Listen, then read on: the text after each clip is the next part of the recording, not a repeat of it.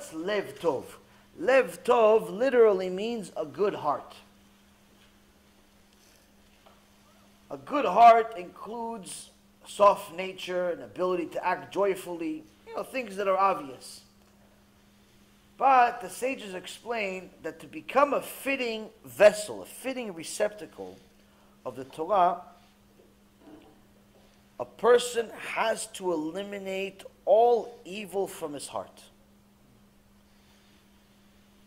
leaving himself with a purely good heart. Now, what is evil? You're going to say, evil, why? I don't murder anybody.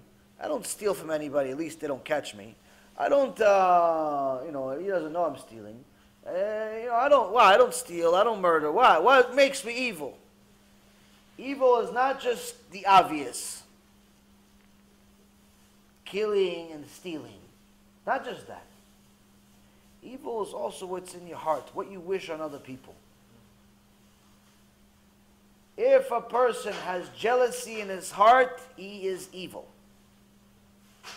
If every time you see your friend succeed, you start eating your heart, you see he just got a new car, you hate him for it. You see she just got a new house, you hate her for it. You see they just got a new house, you hate them for it.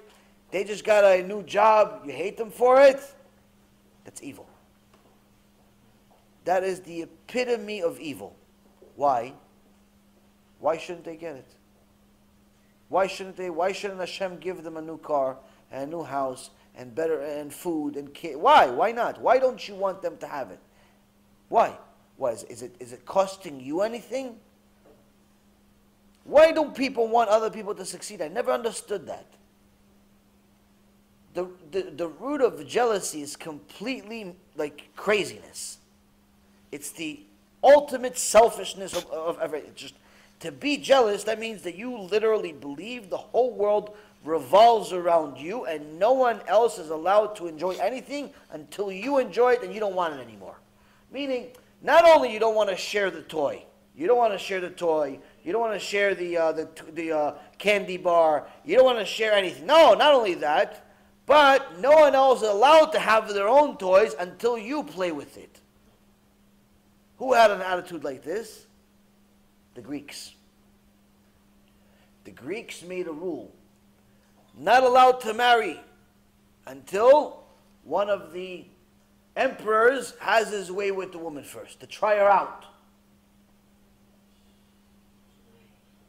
Try her out. He wants to try her out. No, but I'll marry her. She's a virgin. She's Torah. She's never been one. Okay, you want to marry her? You have to try her out first. You're crazy, you're sick, you're this. By the way, if you're jealous, you're no different than the Greek. If you're jealous, you're no different than the Greek. Okay, so you're not doing what the Greek did because no one gave you the ability to do it. Not because you don't want to do it. Not because you don't want to do it, because no one gave you the ability to do it. If you're jealous of your friend, of your colleague, and what he has and what she has, it is evil. And that's why the Torah Kedusha says, someone that has jealousy in their heart and dies with jealousy in their heart,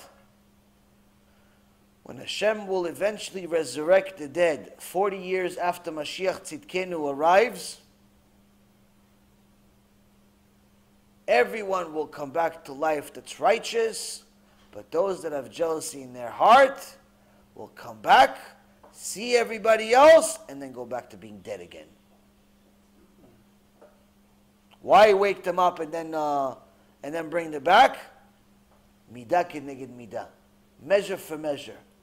You saw everybody else and you hated them because of what you saw. Now we're going to give you even more reason to hate. You're going to see everybody get a share of the world to come except you. You see it and then go back to the grave. Oh, that's evil. Exactly. That's you for being jealous. Midah keneged midah. Measure for measure runs the world. That's a law that Hashem runs the world with. That's a law that Hashem runs the world with. It's a principle. Oh, it's not nice. Okay, so stop being not nice. Stop being jealous.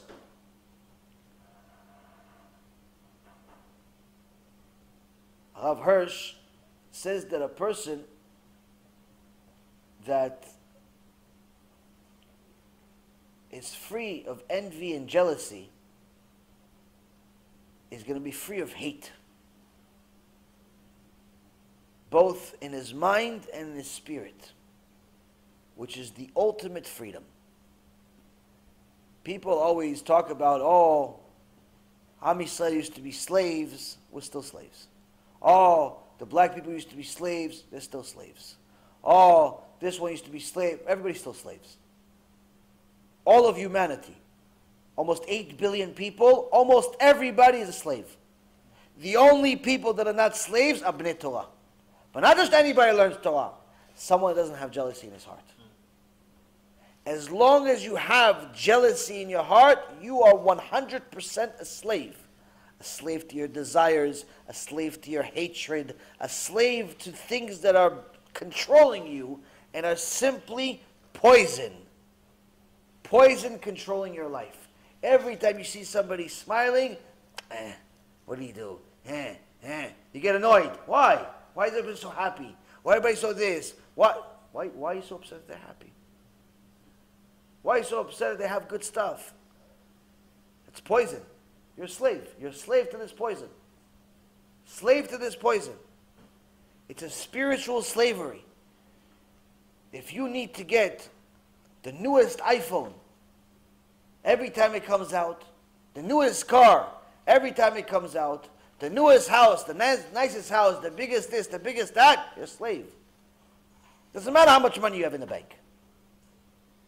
If your life is materialism, constantly materialism. Why? Because you're constantly competing with everybody else.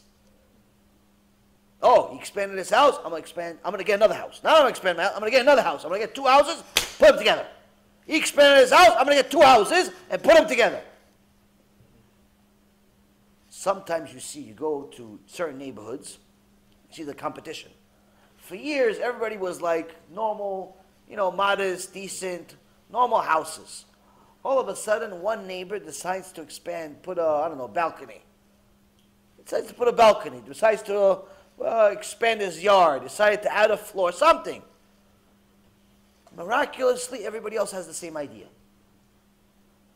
He expanded his garden, everybody else expanded. He put a gate, everybody puts a gate. He's adding a floor, everyone wants to add a floor all of a sudden. All of a sudden, everybody wants, what? You lived in this house for 25, 30 years, everything was good. So what happened now? You have to do all this stuff. Oh no, it's the times. What times? What? You saw your neighbor? But you don't have any kids. It's 2 people with a dog. Why are you adding 8 more rooms to the house? Sometimes you walk around, you see some of these houses, Baruch Hashem, let you have a big house, but have people in it too. You see sometimes people have mamash nothing to do with their money, absolutely nothing to do with their money. What do they expand the house? But when do they expand the house? They expand the house when they least need it, when there's nobody home anymore, because the kids are all married off, they're all with their own houses, they're all with this, but there's 2 old people, 87 rooms. And you have to have a little tus-tus to go from room to room. And in reality, they live in the kitchen by themselves the whole time. No one sees the rooms, except the cleaning people. Why do you have such a... For what? Why do you have it? Oh, you have it because your neighbor did it. You're a slave to you should call your neighbor my master. Master. Why? Because he's your master. You're constantly chasing him. Constantly trying. You're a slave. You're a slave. Jealousy is slavery.